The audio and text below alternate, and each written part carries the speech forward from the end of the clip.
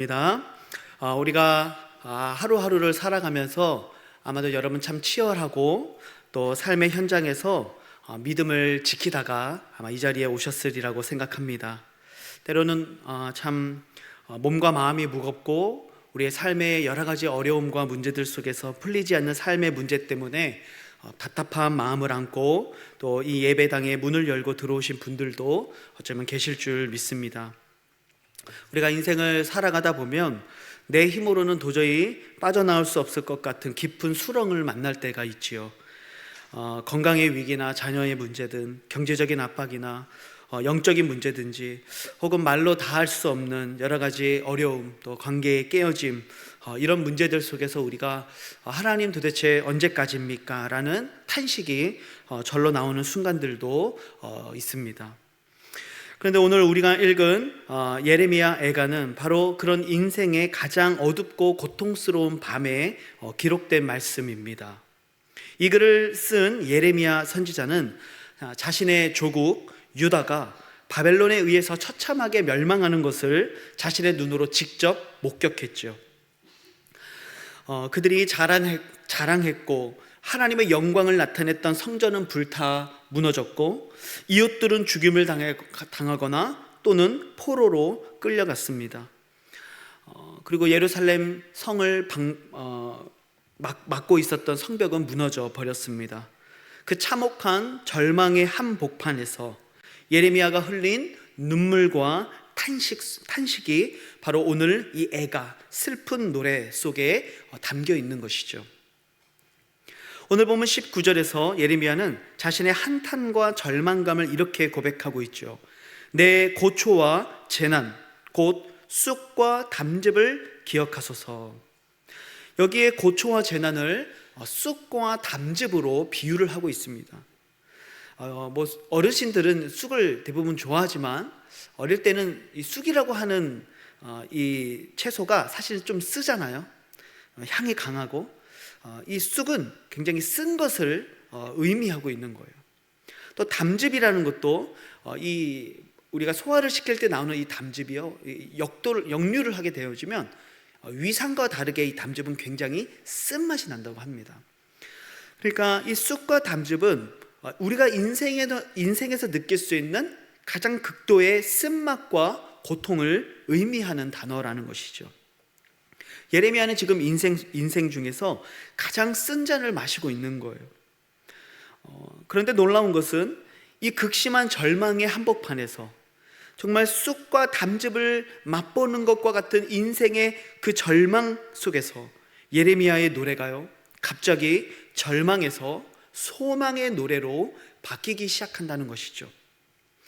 저는 오늘 이 수요 예배를 통해서 쑥과 담즙과 같은 인생의 쓴 잔을 마시고 있는 현실 속에서도 예레미야가 발견했던 그 소망의 비밀을 우리가 함께 묵상해 보면서 오늘 우리들의 삶에도 누르고 있는 삶의 무게들, 또 여러 가지 쓰고 힘든 인생의 무게에서 벗어나서 하나님의 위로와 하나님이 주시는 힘을 얻는 그런 복된 시간이 되었으면 좋겠습니다.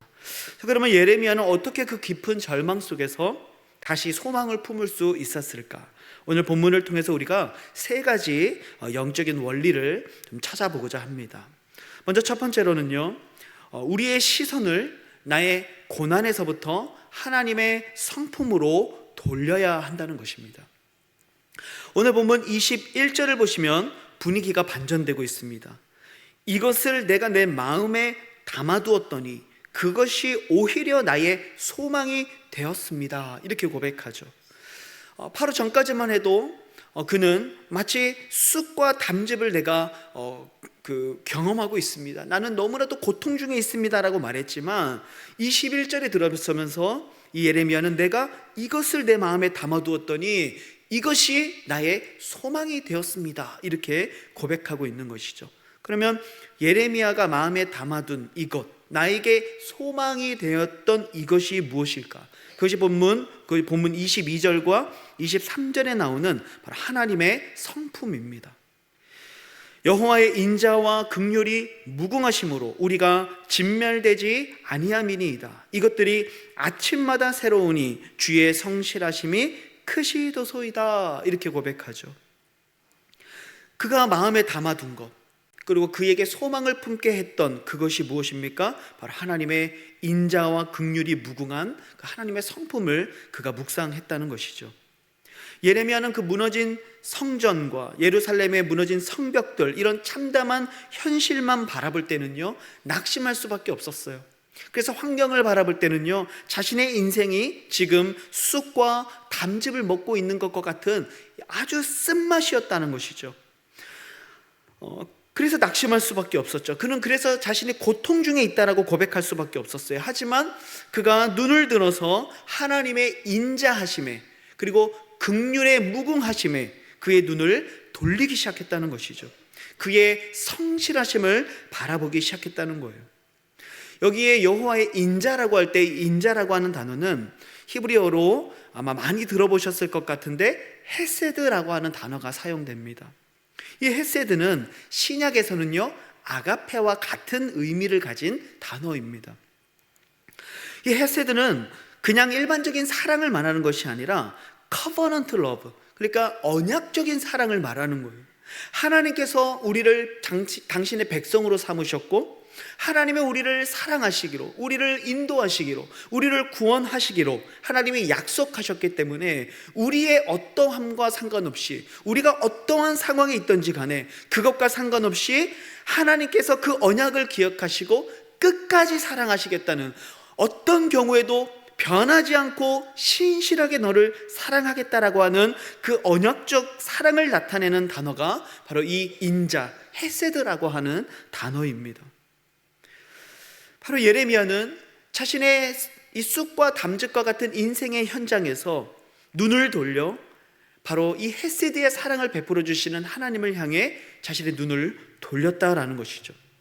여러분, 우리가 고난 중에 낙심하는 이유는요, 고난의 크기 때문만은 아닙니다. 우리가 아무리 이 고난이 작아도요, 우리가 하나님 앞에 바로 서 있지 못할 때, 하나님의 인자하심을 붙들지 못할 때, 하나님의 도우심을 신뢰하지 못할 때 우리는요, 마치 큰 파도를 만난 것처럼 흔들리고 넘어질 수밖에 없죠. 사탄은 끊임없이 우리의 귀에 속삭입니다. 마치 우리가 실패자인 것처럼, 하나님의 우리를 더 이상 사랑하지 않는 것처럼 우리의 인생에 끊임없이 속삭이죠. 그러나 예레미야는 고백합니다. 나라가 망했습니다. 하나님의 백성들이 포로로 잡혀갔습니다. 그토록 영광스럽게 여겼던 성전이 무너졌습니다. 모든 것이 사라진 것 같은 순간에도 그는 변함없는 헤세드의 그 하나님의 사랑 앞에 자신의 눈을 고정시키고 있는 것이죠. 우리를 향한 그 무궁한 긍휼하심에 자신의 소망을 두고 있는 거예요. 바로 자신의 눈을 고난에서 하나님의 성품, 인자와 자비하신 그 긍휼히 여기시는 하나님의 성품에 눈을 돌린 것이죠. 그리고 그 성품을 묵상하면 묵상할수록 날마다 오늘 23절의 말씀을 보니까 아침마다 새로운 주의 성실하심, 그것을 노래하고 있는 거예요. 아침마다 새로운 주의 성실하심. 여러분, 아침마다 새로운 성실하심이라는 단어가요, 무엇을 의미하냐면요, 우리가 밤이 어두워지면은, 시간이 지나면 반드시 뭐가 옵니까? 아침이 오는 거예요. 해가 뜨는 거예요. 아침마다 새로운 이 하나님의 성실하심이라는 말은요, 마치 하나님께서 밤이 지나면 아침이 반드시 오는 것처럼, 매일 아침 우리에게 공급하시는 그 하나님의 밝은 햇빛처럼 하나님은 우리들에게 언제나 은혜를 공급해 주시고 하나님의 사랑과 은혜를 때가 되면 반드시 부어주실 것을 약속하고 있는 이 말이 바로 아침마다 새로운 하나님의 성실하심이라는 말이죠. 마치 아침마다 떠오르는 그 태양이 우리를 비치는 것처럼 변함없이 주어질 그 신실하신 하나님의 헤세드의 사랑을 예레미야는 매일매일 경험했던 것이죠. 그가 눈을 뜨면 여전히 성전은 무너져 있고 그가 눈을 떴을 때 여전히 성벽은 무너져 있지만, 그가 눈을 떴을 때 사랑했던 동료들은 잡혀가고 없었지만, 그는 매일 아침마다 새롭게 부어주시는, 마치 이스라엘 백성들이 광야에서 아침마다 하나님께서 그들에게 만나를 주셨던 것처럼 새로운 은혜를, 성실하신 하나님의 헤세드의 사랑을 부어주시는 것을 그는 경험했던 것입니다. 사랑하는 성도 여러분, 하나님의 사랑은 참 놀랍습니다. 그 사랑은 우리가 가까이 가면 갈수록 우리의 삶의 문제들은 우리의 삶의 자리에 그대로 있지만, 놀랍게도 더 이상 그 문제들이 보이지 않게 되어지고, 그 문제들이 점점 작아지게 되어지죠. 높은 산들은 낮아지게 되는 것을 경험하게 되죠. 왜냐하면 그것들보다 크신 하나님 앞에 더 가까이 나아가면 나아갈수록 하나님의 위대하심이 더욱 크게 보이기 때문이죠. 그래서 하나님께 가까이 가면 갈수록 하나님의 성품을 향하여 우리의 눈을 돌리면 말로 형언할 수 없는 위로와 용기를 얻게 되는 것이죠. 이것은 우리의 삶의 문제의 크기와는 상관없는 것입니다. 하나님을 향한 온전한 신뢰를 얻게 되는 것이죠. 여러분, 그래서 다윗은 그런 고백을 하지 않습니까? 시편 23편 4절에 내가 사망의 음침한 골짜기로 다닐지라도 해를 두려워하지 않을 것은 주께서 나와 함께 하심이라. 주의 지팡이와 막대기가 나를 안위하시나이다. 내가 죽을 것 같은 그 음침한 골짜기를 다닐지라도 내가 결코 두려워하지 않는다는 것이죠. 왜요? 바로 아침마다 새로운 하나님의 성실하심을 경험하기 때문이라는 사실입니다. 사랑하는 성도 여러분, 오늘 우리들의 삶에 어떤 한숨과 눈물과 아픔이 있는지 저는 다 알 수 없지만 하나님은 분명히 다 알고 계심을 여러분 믿으시기를 바랍니다. 그 문제를 들고 그 문제의 크기 앞에 짓눌려 살아가는 것이 아니라 크신 하나님께로 나아가시기를 주님의 이름으로 축복합니다. 그래서 아침마다 새로운 그 주의 성실하신 은혜, 그 헤세드의 사랑과 무궁한 긍휼하심을 얻는 귀한 은혜가 우리들의 삶 가운데 있기를 우리 주님의 이름으로 축복합니다. 두 번째로 이 예레미야는요, 하나님 한 분만으로 만족하는 믿음을 자신의 영혼에게 선포하고 있는 것을 보게 됩니다. 24절의 말씀을 보시면은요, 내 심령에 이르기를 여호와는 나의 기업이시니 그러므로 내가 그를 바라리라, 이렇게 선포하고 있습니다. 여호와가 나의 기업이라고 고백합니다. 여기서 말하는 기업이라는 단어는요, 쉽게 얘기하면 유산이라는 의미를 가지고 있습니다. 하나님이 우리들에게 물려주시는 거예요. 여러분, 우리가 유산을 자녀들에게 물려주는 것처럼 하나님이 우리들에게 물려주시는 것들이 있죠. 그것이 바로 하나님의 기업이라고 우리는 말하게 됩니다. 가장 소중한 자산을 뜻하는 단어가 바로 이 기업이라고 하는 단어입니다. 그런데 그 당시 유다 백성들에게 그들이 삼았던 기업이 무엇이었냐면요, 눈에 보이는 것들이었죠. 그들이 기업으로 삼았던 것들은요, 눈에 보이는 예루살렘 성이었고, 눈에 보이는 예루살렘 성전이었고, 눈에 보이는 평안한 삶이었죠. 하지만 바벨론의 침공으로 말미암아 그들이 기업으로 삼았던, 그들이 자랑으로 삼았던, 자신의 것이라고 여겼던, 의지했던 모든 눈에 보이는 것들이 하루아침에 잿더미가 되고 말았습니다. 다 무너졌습니다. 여러분, 그때 예레미야가 그것을 깨닫게 되는 것이죠. 땅도 재물도 내 건강도 평안도 모든 것이 나에게 영원한 기업이 아니구나. 정말 영원한 기업이 있다면 그것은 바로 오직 여호와 한 분만이 나의 유일하고 영원한 기업이 되시는구나 라는 사실을 그가 깨닫게 되는 것이죠. 그래서 그는 자신의 영혼에게 선포하고 있는 것입니다. 이 자리에 앉아있는 우리 수많은 성도님들도 정말 인생의 수많은 굴곡들을 겪으면서 이 자리에 오셨을 거라고 생각합니다. 근데 우리는 인생을 살면서 그런 경험들을 많이 하지 않습니까? 내가 그토록 거머쥐려고 했던 세상의 것들이 정말 얼마나 쉽게 안개처럼 모래처럼 우리의 손에서, 우리의 시야에서 사라지는지 우리는 너무나도 잘 알고 있죠. 돈도 명예도 심지어 그토록 자랑하던 건강도 영원하지 않는 거예요. 그러나 진정한 믿음은 내가 가지고 있었던 모든 것들이 사라져 버려도, 내 손에서 그것들이 다 빠져나가 버려도, 하나님, 나는 주님 때문에 충분합니다. 주님이 내 인생의 가장 큰 재산입니다 라고 고백하는 것이죠. 여러분, 그것이 진정한 믿음입니다. 그래서 예레미야는 자신의 심령에게 지금 선포하고 있는 거예요. 내 심령에 이르기를. 영어 성경에는 I say to myself 라고 되어 있어요. 나 스스로에게 말하고 있는 것이죠. 선포하고 있는 것이죠. 무엇을 선포합니까? 여호와는 나의 기업이시다. 그러므로 내가 그를 바라겠다 라고 그는 선포하고 있는 것입니다. 사랑하는 성도 여러분, 우리가 인생에 많은 것들이 내 손에서 빠져나가고 안개처럼 사라져갈 때, 마치 이 예레미야의 눈에 보였던 성전과 성벽과 그들의 동료들이 자신의 눈앞에서 모두 사라졌을 때라도 우리의 영혼을 향하여 하나님이 우리의 기업이십니다 라고 고백할 수 있는 영혼의 외침이 여러분 우리들의 심령 가운데 있기를 우리 주님의 이름으로 축복합니다. 구약 성경을 보면은요, 이스라엘 백성들이 가나안 땅을 분배받죠. 그때 12지파가 고루고루 분배를 받습니다. 하지만 하나님께서 이 레위 지파에게만큼은 땅을 기업으로 주지 않으세요. 하나님이 그들을 제사장 지파로 성별하셨기 때문이죠. 그들에게 농사 지을 땅도, 가축을 기를 목초지도 주지 않으셨어요. 세상 기준으로 보면은요, 가장 가난하고 가장 삶의 대책이 없는 지파처럼 보였죠. 하지만 하나님은 이 레위 지파에게 분명하게 말씀하세요. 민수기 18장 20절의 말씀입니다.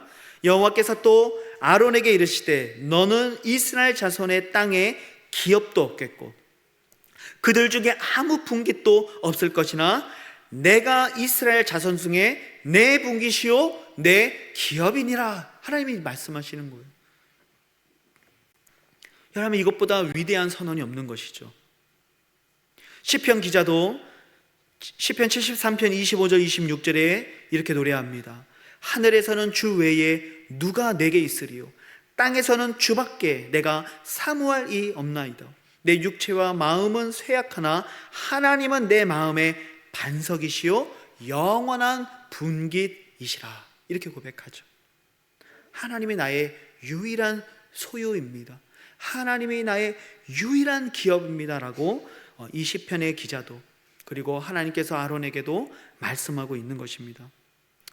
사랑하는 성도 여러분, 우리가 세상의 것들을 나의 소유로 삼고 나의 의지로 삼았을 때 소유가 흔들리면 우리는 인생 전체가 송두리째 뽑히게 되는 것이죠. 물질이 떠나가면 소망도 떠나가고 건강이 무너지면 인생도 끝난다고 절망하게 되는 것입니다. 그러나 하나님을 기업으로 삼은 사람은 세상의 모든 것이 무너져도 결코 망하지 않는 것이죠. 결코 무너지지 않는 것입니다. 내 인생의 본질이자 가장 소중한 보물이신 하나님이 여전히 내 삶의 주인이시고 그분이 나의 기업이시며 그분이 나의 삶을 이끌어가고 계시기 때문이라는 사실이죠. 사랑하는 성도 여러분, 오늘 우리를 불안하게 했던 삶의 문제들이 무엇입니까? 무엇이 우리의 마음을 무너뜨리고 있었고 무엇이 우리의 마음에 눈물을 흘리게 만들고 있었습니까?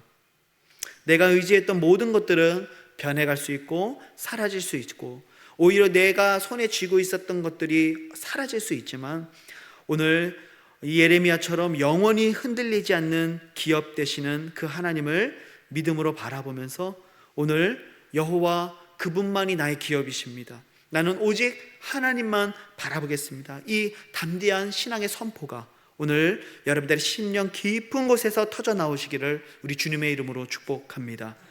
마지막 세 번째로 예레미야는 잠잠히 여호와의 구원을 기다리는 것을 보게 됩니다. 여러분, 이것이 바로 믿음의 사람들이 취해야 할 믿음의 태도라는 것이죠. 25절과 26절을 보시면요, 기다리는 자들에게나 구하는 영혼들에게 여호와는 선하시도다. 사람이 여호와의 구원을 바라고 잠잠히 기다림이 좋도다. 이렇게 말씀하고 있습니다. 정말 여호와의 구원을 바라고 잠잠히 기다리는 것이 좋다. 여러분, 성경은 우리가 고난을 만났을 때 조급하게 움직이거나 내 방법대로 움직이지 말라고 하시죠. 오히려 잠잠히 기다리는 것이 좋다라고 오늘 성경은 말씀하고 있습니다. 잠잠히 기다리는 것이 무엇일까요? 아무것도 하지 않는 게으름을 말하는 것일까요? 그렇지 않습니다. 정말 여기서 잠잠히 기다린다는 것은요, 내 생각과 원망의 말을 멈추는 것입니다. 내 인간적인 방법들을 멈추는 것입니다. 그리고 하나님의 주권을 신뢰하면서 그분의 때를 기다리는 적극적인 신뢰의 표현이 바로 잠잠히 기다린다라고 하는 이 말씀의 진정한 의미라는 것이죠. 하나님은 예레미야에게 분명히 보여주셨어요. 그리고 말씀하셨죠. 예레미야 29장 10절에 보시면요, 여호와께서 이와 같이 말씀하시니라. 바벨론에서 70년이 차면 내가 너희를 돌보고 나의 선한 말을 너희에게 성취하여 너희를 이곳으로 돌아오게 하리라. 이게 하나님이 예레미야에게 보여주신 말씀이셨어요. 이미 예루살렘이 멸망하기도 전에, 유다가 멸망하기도 전에 하나님은 예레미야에게 말씀해 주셨던 것이죠. 이 유다 땅이 멸망하게 될 것이고 너희는 70년간 포로의 생활을 하게 될 것이며 그 후에는 반드시 이곳으로 돌아오게 될 것이다. 여러분, 이것이 바로 하나님의 약속이었던 거예요. 예레미야는 이 약속을 붙들고 하나님의 선하심을 변치 아니하시는 하나님의 약속을 신뢰하면서 예레미야가 해야 되는 일은 무엇입니까? 그 70년을 기다리는 것이죠. 그 70년은 예레미야도 땡길 수 있는 것이 아닙니다. 어느 누가 땡길 수 있는 것이 아니에요. 그저 70년이 찰 때까지 하나님의 반드시 예루살렘으로 돌아오게 하시겠다는 이 회복의 약속을 믿고 신뢰하면서 그 땅에 버티는 것이죠. 인내하는 것입니다. 그것이 바로 잠잠히 기다린다라고 하는 말씀의 의미라는 것이죠. 여러분, 우리는 문제가 생기면 본능적으로 내 힘으로 해결해 보려고 하죠. 이리저리 뛰고 사람을 찾아다니고 방법을 생각하죠. 입으로는 불평과 원망을 쏟아낼 때가 많죠. 그러나 여러분, 생각해 보십시오. 해가 지고 밤이 왔습니다. 어둠이 깊었을 때 우리가 무엇을 한들 아침 해를 뜨게 할 수 있겠습니까? 밤이 깊을 때 그 아침을, 그 어두움을 밝힐 수 있는 해는 우리가 인위적으로 뜨게 할 수 있는 것이 아니죠. 우리가 해야 될 일은 무엇입니까? 해가 뜰 때까지 밤을 견디며 기다리는 것이죠. 하나님은 그렇게 기다리는 자들, 하나님은 그렇게 하나님의 은혜를 아침 해와 같이 다시 성실하게 아침마다 새로운 그 하나님의 성실하심을 구하는 영혼들에게 선하게 행하신다라고 오늘 본문은 약속하고 있는 것입니다. 예레미야 29장 11절에서도 하나님 말씀하십니다. 너희를 향한 나의 생각을 내가 하나니 평안이요 재앙이 아니라 너희에게 미래와 희망을 주는 것이다. 이 말씀을 붙잡는 거예요. 내가 하나님을 구하고 하나님의 일하심을, 하나님의 때를 기다리면 반드시 평안과 미래의 희망이 다가올 것을 믿음으로 바라보는 것이죠. 사랑하는 성도 여러분, 오늘 우리들의 삶에 많은 낙심과 깊은 밤과 같은 어두움 때문에 마치 우리의 삶이 정말 쓴 쑥처럼, 담즙처럼 느껴지고 있지는 않습니까?